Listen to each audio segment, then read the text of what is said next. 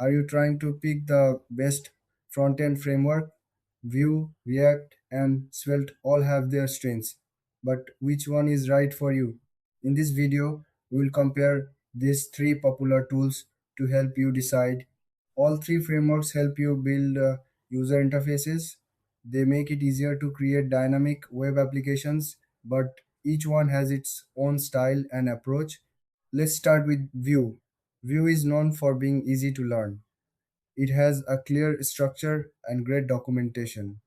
Vue uses a template based syntax, which many find intuitive. It's also flexible, allowing you to integrate it into existing projects easily. Now, let's talk about React. React is developed by Facebook and has a huge community. It uses a component based architecture, which makes it powerful for building complex apps. React's virtual DOM improves performance, making updates fast and efficient. Then there's Svelte.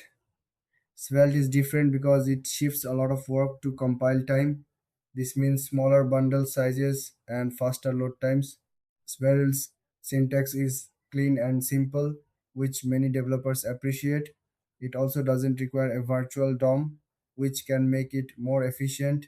Now, what sets them apart? Vue and React are more established, while Svelte is newer. Vue and React have large ecosystems with many libraries.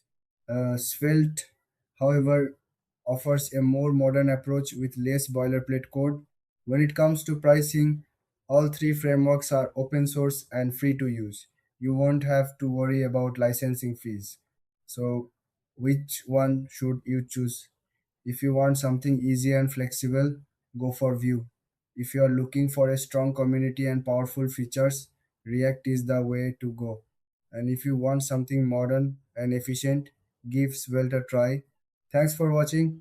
If you found this video helpful, please like and subscribe for more comparisons.